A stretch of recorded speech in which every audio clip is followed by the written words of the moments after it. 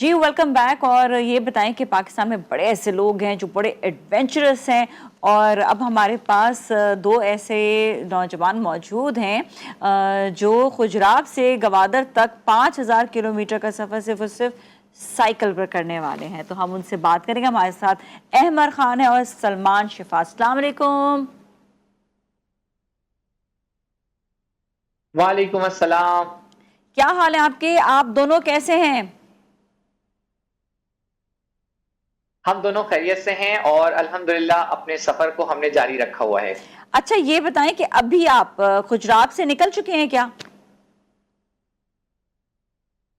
जी, हमने अपना सफर शुरू किया था 1 अक्टूबर को हम्म। पंजाब से डाउनहिल करते हुए हमारे पहले हमने सुस्त में कयाम किया और वहां हमने एक स्कूल में प्रोग्राम किया और इस वक्त हम मौजूद हैं रहीमाबाद, जो कि गिलगित से तकरीबन 35 किलोमीटर्स पहले है। आज यहाँ एक स्कूल में हम मौजूद हैं जहां से हम ये सेशन भी कर रहे हैं और यहाँ हमारा एक प्रोग्राम भी अभी थोड़ी देर में वो स्टार्ट होने वाला है। अच्छा वो प्रोग्राम क्या है आपका? बुनियादी तौर पे इस कैंपेन के बारे में एक तासुर ये जाता है लोगों को कि शायद ये कोई साइकिलिंग की एक्टिविटी है, जबकि ये ऐसा नहीं है। ठीक है। हम शहर शहर गांव गांव जाकर स्टूडेंट्स के साथ जो कि स्कूल कॉलेज और यूनिवर्सिटी के अंदर हैं इंटरेक्ट कर रहे हैं और हम उनके साथ करियर अवेयरनेस सेशंस कंडक्ट कर रहे हैं। तो आज भी हम एक करियर अवेयरनेस सेशन स्कूल्स में इंशाल्लाह ताला कंडक्ट करेंगे जहां पे सब मौजूद हैं। Very good. अच्छा आपका अपनी जो स्टडीज़ हैं क्या इसी से रिलेटेड हैं या ये आपने जो है एक्स्ट्रा जो है ये चीज़ सोची कि इस तरह से स्टूडेंट्स के पास जाकर हम जो है उनको उनकी करियर काउंसलिंग करें?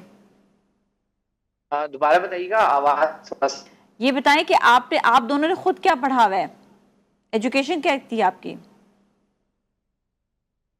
एजुकेशन मैंने एमएस किया है career counselling and career education में, सलमान ने भी, और इस वक्त हम दोनों पीएचडी कर रहे हैं। मैं साइकोलॉजी में पीएचडी कर रहा हूँ, सलमान एजुकेशन के अंदर पीएचडी कर रहे हैं। So I think this is a really good. कहते हैं ना कि वो आगे कि ये बड़ा ज़बरदस्त आपने जो है इनिशिएटिव लिया कि आपको कितने डिफरेंट टाइप के स्टूडेंट्स मिलेंगे, कितने डिफरेंट कल्चर्स मिलेंगे जहाँ पर आप उनकी सोच भी समझ पाएंगे। तो आई थिंक ये आपके अपनी जो आप पढ़ाई पढ़ रहे हैं उससे भी रिलेटेड बड़ा ज़बरदस्त एक जो है क्या कहेंगे इसको इकदाम है या आपके अपने लिए बड़ा ज़बरदस्त एक अपनी सोच भी है। जी ऐसा ही है, हमारी कोशिश भी यही थी कि हम खुद अपनी लाइफ में इस तरह के चैलेंजेस से गुजरें और जो स्टूडेंट्स हैं वो भी खास तौर पे जो रिमोट एरियाज हैं हम्म। पाकिस्तान के, शहरों में तो फिर भी कोई अपॉर्चुनिटीज मौजूद होती हैं, लेकिन रिमोट एरियाज के अंदर बड़े चैलेंजेस होते हैं। तो हम इस तरह का एक जर्नी प्लान करें जहाँ पे हम जा सकें और हजारों स्टूडेंट्स जो मुंतजिर हैं कि उन्हें गाइड किया जाए, उन्हें फैसिलिटेट किया जाए और वो अप्रोप्रिएट डिसीजन मेकिंग कर सकें। तो उसके हवाले से फिर हमने ये सारा प्रोग्राम बनाया और इस जर्नी का आगाज किया। अच्छा this is really really good thing. अच्छा एक चीज़ और बताइएगा कि चलिए ये तो आपका एक बड़ा ज़बरदस्त एक काम है जो आप साथ साथ अपनी जो आपकी एजुकेशन जो आप हासिल कर रहे हैं उसी से रिलेटेड भी है। इसके अलावा मुझे आप ये आपकी बताएं। आवाज बहुत कम आ रही है। अच्छा चलिए मैं इन शॉर्ट आपसे पूछती हूँ, आपको और क्या क्या वहाँ पर सफ़र के दौरान चीज़ें नज़र आईं? किस तरह का आपको जो है पाकिस्तान जो है वो नज़र आया? आपने देखा उसको क्या क्या एक्सप्लोर किया भी रास्ते में? और जब आप जा रहे होते थे तो आपकी फील क्या होती थी? अच्छा, इस जर्नी के दौरान हमारे कई सारे ऐसे एक्सपीरियंसेस हुए जो बिल्कुल यूनिक थे। मिसाल के तौर पे पहाड़ों के दरमियान सफर मैंने पहले भी किया है, लेकिन मिसाल के तौर पे कल जब मैं सफर कर रहा था, हम और सलमान साथ थे, तो हम डाउनहिल आ रहे थे और हवा इतनी तेज थी कि हमारे लिए मुश्किल हो रहा था बाइसिकल को चलाते रहना। और एक जगह पे ऐसा था कि हम अपहिल जा रहे थे और पीछे से हवा इतना जबरदस्त सपोर्ट कर रही थी कि हमें बहुत आराम से पेडलिंग करते हुए हम अपहिल चले गए। फिर खास तौर पे जो चढ़ाइयाँ उतराइयाँ हम जिन जिन रास्तों से हम गुजरे हैं आपके सफर के दौरान, तो उन्होंने हमें रियलाइज किया लाइफ भी इतनी मुश्किल है, लाइफ में भी ऐसे ही चैलेंजेस होते हैं। फिर बहुत हमारे यूनिक एक्सपीरियंसेस हुए जब हमने स्टूडेंट्स के साथ इंटरेक्ट किया और हमें बहुत हैरानी हुई कि जिस तरह से अमूमी एक तासुर होता है कि शायद जो दूर दराज इलाके हैं वहां पर स्टूडेंट्स ज्यादा स्ट्रगल कर रहे होंगे, लेकिन मैं हैरान रहा उनके व्यूज जानने के बाद और जिस तरह से वो अपने करियर के हवाले से इंथुजियास्टिक हैं और मोटिवेटेड हैं और वो लाइफ में परफॉर्म करना चाहते हैं और वो कनेक्ट होना चाहते हैं और वो कुछ करके दिखाना चाहते हैं, तो ये सारे एक्सपीरियंसेस हमारे बहुत बहुत अमेजिंग रहे हैं अभी तक के। अच्छा, ये बताएं कि अभी तो आप जो है ऐसे इलाकों से निकल रहे हैं जहाँ पर आपको रास्ते में गांव काफ़ी ज़्यादा मिलेंगे, लेकिन जब आप मज़ीद आगे आएंगे तो आपने पूरा उस पर होमवर्क किया हुआ है कि कहाँ कहाँ पर आपको जगह शायद ना भी मिले, कहीं पे टेंट पे क़याम करना पड़े, तो ऐसा आपने कुछ अभी सोच के रखा हुआ है? जी, बिल्कुल ऐसे ही है। जब हम रवाना हो रहे थे तो हमारे ज़हन में ये सारी चैलेंजेस थे और इसमें जैसे अब तक हमारी 7 डेज़ की जर्नी हो चुकी है और इनसे आज हमारा 8th डे स्टार्ट हुआ है। तो इन 7 डेज़ की जर्नी के अंदर हमने तकरीबन 2 डेज़ हमारी कैंपिंग रही और 5 डेज़ हमें यहाँ के मकामी लोग जो थे, उन्होंने जब ये देखा कि हम आ रहे हैं उनके स्कूल में और बच्चों के साथ इंटरैक्ट करेंगे, तो दे वर वेरी काइंड इनफ कि उन्होंने कहा कि भई हम आपके लिए रिहाइश का इंतज़ाम कर देते हैं।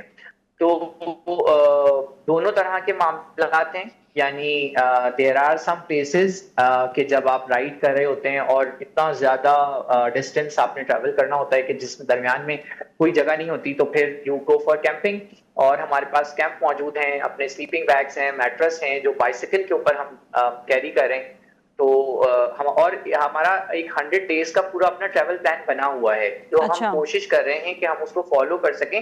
दरमियान में जो सूरत हाल चल रही थी, थोड़ा सा अनसर्टेनिटी की वजह से हमारी बस एक दिन डिले हुई, हम रवाना रावलपिंडी से लेट हुए। तो उसके अलावा हम कोशिश करके उसी प्लान को फॉलो कर रहे हैं और हमारी कोशिश यही है कि हम उसको लेकर चलें अपने साथ, जिसको हमने प्लान किया है। This is really interesting. और आपने आगे जो है ये कहाँ कहाँ से एरिया से आप गुजरते हुए जाएंगे, थोड़ा सा बताएंगे कि आप गवादा तक जाने पर कौन कौन से एरिया से गुजरते हुए जाएंगे, कौन कौन से इलाकों से? हमारा जो सफ़र है वो अब हम इंशाल्लाह कल जो है हम गिलगित पहुंच जाएंगे और गिलगित से आगे हमने जाना है चिलास से ज़रा पहले ज़ीरो पॉइंट और वहां से हम बाबूसर चढ़ के केपीके में दाखिल हो जाएंगे और फिर हम केपीके से अपना सफ़र करते हुए घड़ी हबीबुल्ला से हमने आज़ाद कश्मीर में दाखिल होना है, वहां से मुजफ्फराबाद और कुछ दीगर इलाके करते हुए हमने दोबारा वापस फिर केपीके आना है और हरीपुर से हम फिर पेशावर की तरफ जाएंगे और वहां से अटक से होते हुए हम फिर इस्लामाबाद आ जाएंगे।